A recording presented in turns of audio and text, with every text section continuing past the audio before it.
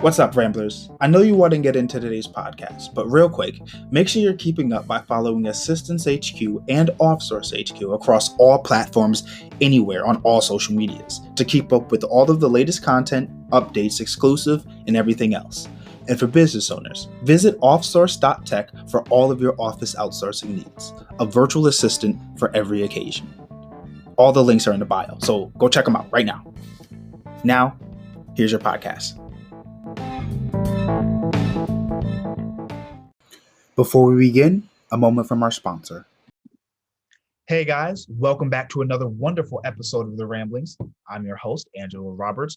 Today we are co-hostless, but we're back. And I say that we're back pretty often, right? But I just feel like I've been in a little hole. And not the hole where it's like a rut or something, but I've just been working. You guys know I go in like these little phases where it's just like I've really been digging in, like trying to work extra hard at doing a lot of things, right? So over the past like 30 days, we'll say, I have been really going hard, like super hard, man, like losing sleep kind of. And it's been a really cool journey for me. It's we've been making sales, we've been getting clients, we're starting to get referral partners now and everything. And so what I'm really concerned about, or not really concerned about, is me, because I feel like I'm not doing enough. And you guys hear this a lot from me, right? You guys always hear like, oh, I feel like I'm not doing enough. I'm not being consistent enough and everything. However, I can't be knocking on myself. And I'm really going to start taking like Gary Vee's advice in this particular sense because I like I used to try to, when I would have like missing podcasts and you could see that like, oh, this was posted on November 18th and then this was posted on November 23rd. I would try and go to make podcasts to fill up those gaps. And so now instead of making podcasts to fill up those gaps, I use those as a reminder to say, hey, I have to do better. I can't go back in and double and fill it up. In life, you can't go back and really fix your mistake.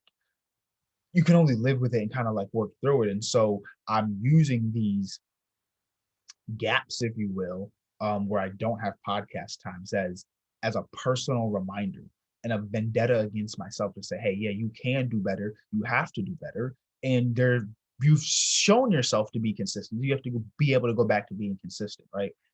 So it's been like a personal battle for me, like in the mental state of like feeling like I'm just not doing enough and really trying to catch up to that. And so I'm really gonna like start not necessarily completely letting go, but I'm really going to start like giving myself that mental leeway, if you'd like to call it, give myself like that mental leeway to really just say, hey, you were focusing on things that were more important than doing the podcast right now. It's not like I was just lollygagging or doing Netflix or anything.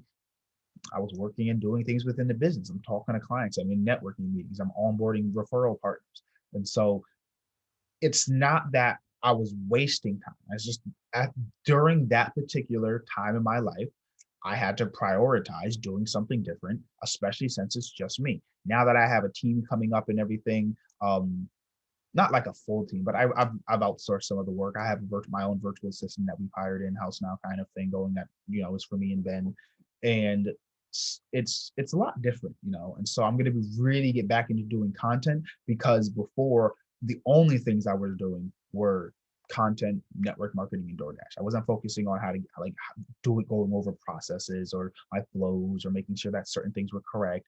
I was strictly doing making content, going to networking meetings, trying to get clients. And as we start to end and get these processes that we've been going over like solidified, it's really been a great time to say, okay, I can go back to doing just content, focusing on getting clients and doing onboarding and things like that, right? So I've been just really trying to get back into the groove of doing these lives just like this. So that's why I have my little handy dandy iPad with my notes. I got a little pen thingy. It's has like a little disc on the top of it. It's pretty cool. So, like I said, instead of going to reconcile like these podcasts, I'm just gonna bear through it. Let it be like my stinging reminder that hey, you messed up. I messed up, and so it's my job to say, hey, I can go back and be consistent.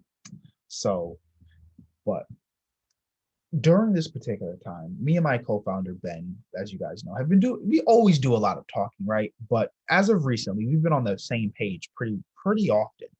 And what I've really come to realize is I have not done the best job at providing disclosure for the harshness of business.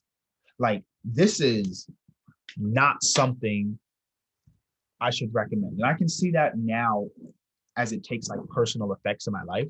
Um, Primarily on like just relationships that I have, being able to maintain like friendships, relationships, and things, talking to regular people, what it is that I'm talking about. It's kind of complicated. That's some water. I'm sorry. But the reason it's complicated is because I am so involved and in love and passionate about my work. That's all I want to talk about.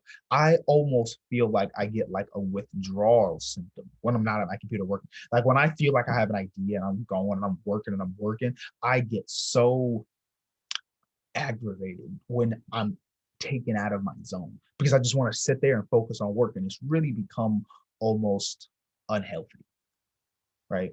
And so I'm trying to do a much better job at bringing balance, but as an entrepreneur, it's so hard to bring balance. And that's why I feel like I need to do a much better job at like probably thwarting people away from being a business owner. Um, it's just extremely lonely, extremely hard. It's like this is an all day kind of process thing, right?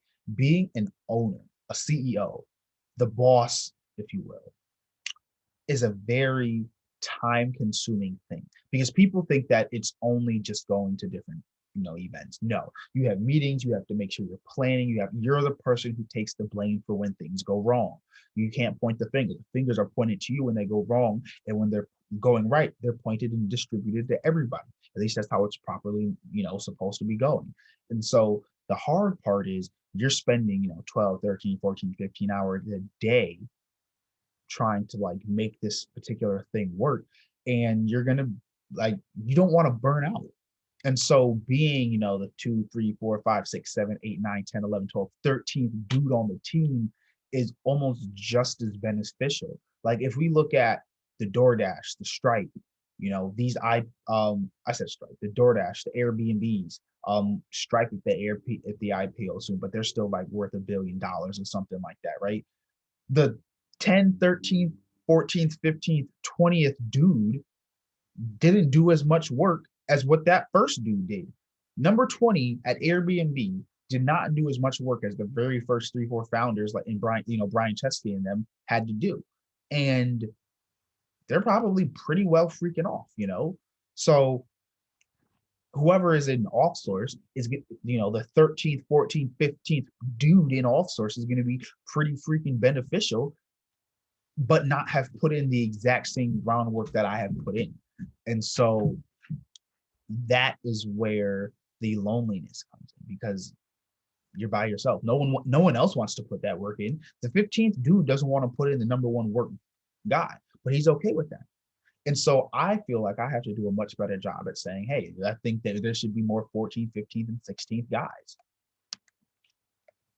Because those are people that are also probably living their dream job, either making a great amount of money, doing something that they love, right?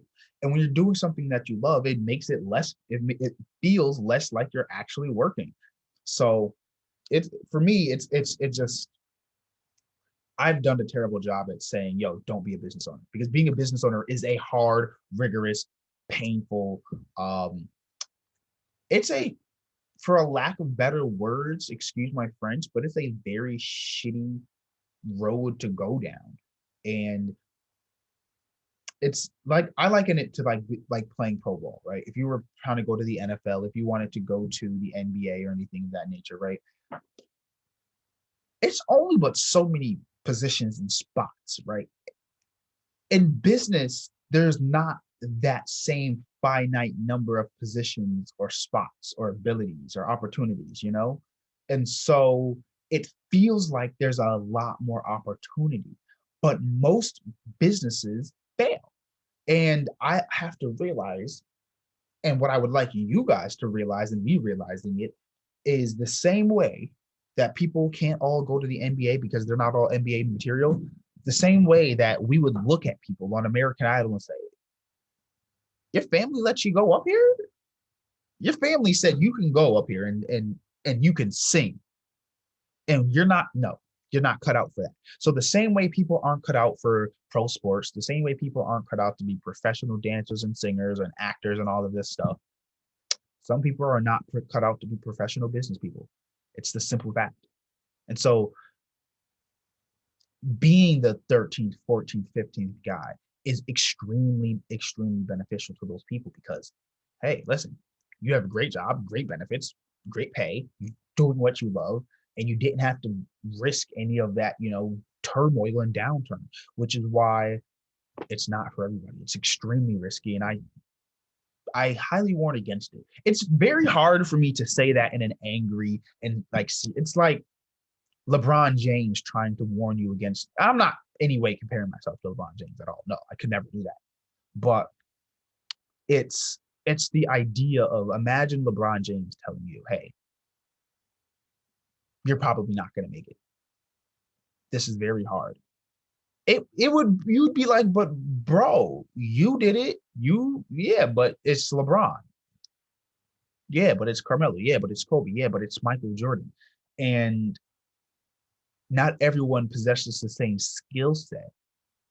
Now, if you're okay with being, injured reserve, practice squad, guess what? Those people are still in the NBA. Take D League and G League. People are getting paid to still play the sport that they love. And so when I think that we should focus on the process, as I've always said, and not necessarily the whole end goal, because if you love the process, if you love playing basketball and you want to go to the NBA, right? But you end up in the G League. How like, yeah, you didn't go to the NBA, but you are now in a position that you are making money, great money, 1%er money. You make 1%er money when you play in the D League. How is it that we can consider those people and accept their unhappiness because they didn't make it to the NBA? But we have to understand it's about the process. Not everyone is fit and cut out to be in the NBA, which is why they have D and G League. But you're still getting paid to play basketball. And that's like the important part. And so in business, you may not be the best business person, right? You don't have to be amazing, but can you be self-employed? Can you have a small side hustle? Can you put an extra $500-600 in your pocket? You do not, like, that's where business, is a large differentiator. There's a much larger scale in which people own, in the NBA, in the D League, in the G League, in overseas basketball, there are officially only but so many basketball teams that someone could play for. Like, in the theoretical things, if you were to take every NBA, every other, country basketball team and put them all in a chart, you would have a X amount of chances in any of these leagues, teams, whatever. In business, that scale is much smaller. I'm sorry, not smaller, much larger, because the increments are much smaller. You can make $500 a month. You making $500 a month isn't going to put anybody out of business or take away from anybody. You making $1,000 a month isn't taking away from anybody else. It's not snatching food out somebody's mouth. But it's there.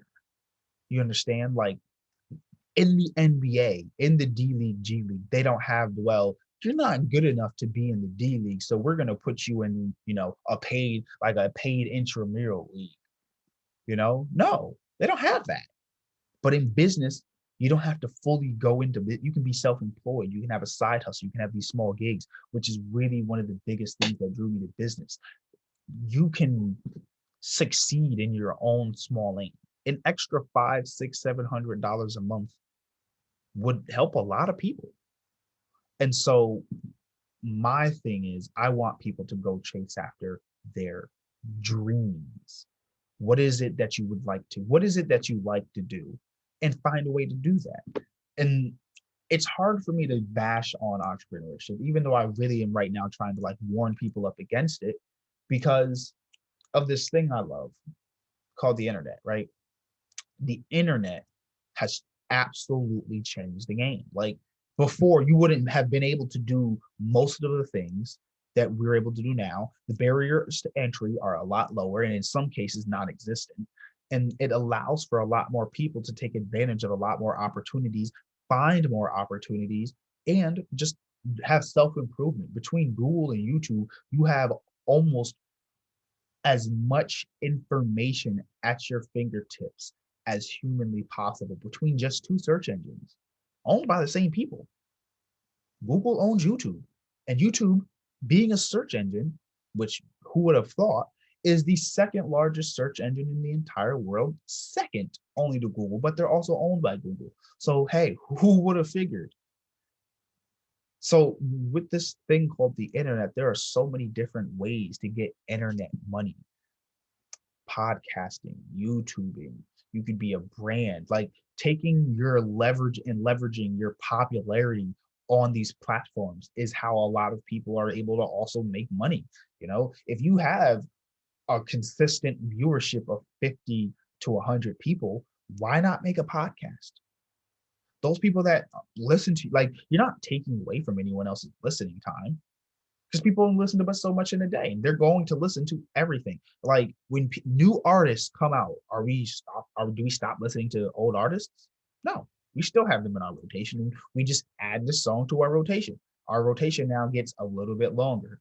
We may listen to it in two different parts, but it's still going to get listened to. It's not taking away. And because the internet allows for people to have what I've seen as a positive sum value, not a zero sum value in which like nobody benefit, like one person benefits and one person negatively benefit is affected. Whereas in this particular case, it is one person is positively affected and nobody else is negatively affected. And so the internet has increased and masked that particular opportunity for people to have something without taking away from other people. And it's just beautiful. I absolutely love it. Um, I've been doing a lot of things, especially during this particular time on the internet and growing up in this particular era. It's been almost like a little blessing to be 23 on the cusp of all this technology, have grown up with it and be able to access and work it, and have been privileged enough to actively even have a computer in the house when we were young. So like all of these things play, but what are you going to do? You don't have to be an entrepreneur. You don't have to be a business owner, but you're gonna have to do something. And so I think what I'm going to start doing is showing people how more to get to those somethings that it is that they want to do. Because I don't, because it's just different for me, you know? Like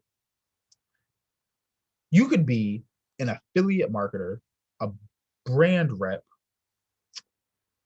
Instagram model, like I said, podcasters, so many different opportunities to make money on the internet, all at a such low cost. Like I started off source with the laptop that I had, and that was it. Literally, I had a laptop. That was it. That's how I started this business, with a laptop. And not even a new laptop. It was a laptop that I got as a hand-me-down in college. Like it wasn't even new when I first got it. You feel me? My brother was in trouble and he had just gotten it. And I was like, you know what? You're not going to have it. And I got it. I was like, oh, crap. It wasn't new when he got it either, but feel me? I got almost like a double handed down laptop kind of thing. And I had used that, at the end of high school, beginning of college, and all throughout my college years. I didn't graduate yet, so don't think it's like, oh, yeah. But while I was at Gateway and everything, you guys know my story. That's what I was using. I was using my laptop and that's how I got the business started. I was taking my car, driving out to like as far as like New York, Enfield, Greenwich, Stanford, going for these networking meetings to really trying to like drum up business, get clients. You guys know that I was quitting my job. I did DoorDash like on the side to like make ends meet and everything. And it's offered so much only because I was able to have the internet. Like I kept it super cheap. I was I had like 4 burner emails already. So I was just like free trialing it up until I could get like a client to pay for like a month of like a service or something that I needed. I know that I needed at least like $100 every single month for business. That's I think was what I needed like originally every single month. Not counting like my internet. But yeah, so it was like $35 for Zoho. I wasn't even paying for Zoom. Um, that was this was before the pandemic too. So there was no need for Zoom. We were going in person, but I was paying for like gas and stuff to get there. I didn't even have a membership. I was like really just trying to bounce around to different places, like to get the free trials for the networking meetings and everything. And it was a lot, you know. But the internet has the ability to offer your services. When you I think that one of the big things that I want to do, especially that I think about in terms of like not necessarily charity or philanthropy, but just giving back. You know, I feel like the reason I want to be so wealthy is so I can give back to my community to show people what opportunities are available and what they have. And so one of the big things is skills, hobbies. What can you learn? Like the reason I'm able to do all of this is because as a kid, we had a computer in the house and I was able to just play around on the computer all day. I made my first website when I was like 11. I was on webs.com and my website was called nickthecreator.com. Wild, like bogusly wild. I don't even remember what it was. It was basically like talk about games. So I think it was like a forum or something. I don't even know. I just put a bunch of stuff there, like a video section, like forum chat kind of thing. I had no idea really what I was doing, but I put it together, and the knowledge stuck with me. And like my dad says, when you do something, that knowledge sticks with you. No one can take that away from you, right? I want people to have hobbies. I want people to learn skills, learn things on the internet, learn how to trade, learn how to do web hosting, learn how to do web design, learn how to do graphic design, learn a skill that you can offer as a service. Because when you have a skill, it's usually much cheaper than learning, like trying to build a product or get like inventory and stuff together. It like you can do like a $20 Udemy class, maybe take a free class if they have them over at your local college. YouTube is a hell of a fucking, excuse my French, is a hell of a tool. So I think there's so many opportunities out there with the internet that it's just, I think at least a side hustle, you know, but using the internet to your advantage to even get to the jobs that you want. Like Gary Vee says, you know, doing the DMs. If you do 50 cold DMs a day, I'm sure you're going to land somebody, you know? And if not, like, I think that if we thought in terms of like, oh, I'm trying to get this one person, like before you think about getting one person, are you willing to do 2,000 DMs? Like, let's just like, if people looked at it on a mathematical scale, right? People think, oh, I only need one yes. And they chase that one yes, right? But what I do is I almost look at it a little bit differently. I say, yes, I need one yes, right? But what is the likelihood of me getting this one yes? 1 in 1,000? So I need to get 1,000 no's before I get one yes. Do you have the mental capacity to get 999 no's? Not knowing you had to go through 999 no's, just arbitrarily, like, oh, it's some random number, but think of a large number, right? So I think of business like this, or at least in my business. There is only but so many people that we can talk to. I can only talk to but so many people in a day. So I have to optimize the amount of people that I'm talking to, right? So if you are optimizing your time, you're going to optimize your results. It's that simple almost.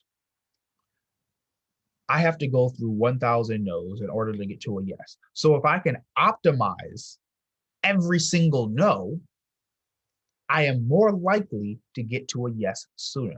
What does it mean to optimize a no?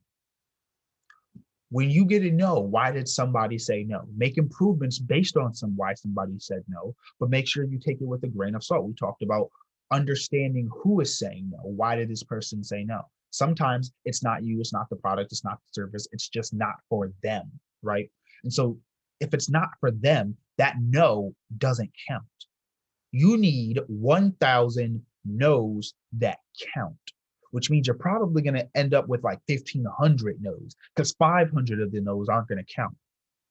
So you need to optimize your no's. Why are you getting a no? Because think of it like this. If you are getting no's because these no's don't matter, that means you need to focus on people whose no's matter. Because the more no's you get that matter, the more likely you are to now be able to optimize and make changes necessary to get a yes. It's about optimization, guys. Oh my gosh. I have been chatting and talking. I did not expect this. I didn't even stay on things. This is why we call it the ramblings. But yeah. Speaking of, I've been sending out mugs to people on Twitter. So if you want to follow me on Twitter, Assistance HQ at like everywhere except for TikTok, which is your favorite CEO, at your favorite CEO on TikTok. But yeah, if you guys want a mug, hit me up on Twitter. I'll send you guys a mug. But I've been sending out mugs to people I've been connected with on Twitter because I just feel like, why not? It's free branding. Why not have, if they take a picture of their coffee and the coffee has, my logo on it. That's cool. I'm cool with that. But it's the end of the year. I want to focus. Shift gears. Whew. Full 180 shift real quick. Let me get a drink of water.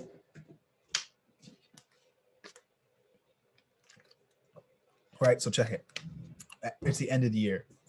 As we reach the end of the year, it's been absolutely wild and crazy what's been going on. And I want to reflect for a hot second because I want to save like the juicy bits of this for, the end of the year podcast. But where I was this time last year versus where I am right now. And I didn't think I'd be here, but I love where I'm at. It's not what I projected, but I love the process so much and I'm happy for where I'm at. And so in a nutshell, last year, this time, I thought in 2020, I am going to get at least one client a month that pays me $1,000. And that's not going to be a lot of money. And I projected that by the end of the year, I would only have made $12,000. But come the next year, those 12 clients would be $12,000 a month. Do you see what one client a month that stays on board. And then at the end of the year, I have at least 12 clients that pay $1,000 each. And I have $12,000 a month. That was the plan. Where I'm at is I have serviced 12, 13, 14, 15 clients, have not done the 12,000 in business revenue, raised 100,000 and have a salary of 1,500, but we have money to really push and grow. And I kept my expenses small. So I'm going to get into a lot of that like at a different time of the podcast, but that's really what the gist is right now. That's where I was and that's where I'm at, right? And so it just makes things, it really puts things in perspective when I put it like that, right? Like last night, I went to sleep at like 2 something, woke up 7 something to make sure I was ready for a networking meeting. And I love it. That is the life that I had wanted. It's not perfect, but it's because I love the process that I'm so happy. And so what I'm really trying to do is push more happiness for you guys because I want you guys to be happy. I want you guys to enjoy your process because I take real pride. I take real comfort in having at least a plan. It may not be the best plan. It may not even work. I may have to have a backup plan. But I take comfort in knowing that I have a roadmap going somewhere. And I just kind of want to share that same feeling.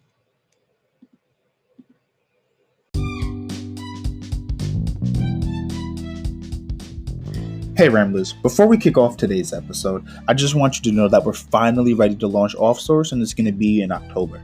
The team is working tirelessly and endlessly to bring you an amazing product and service.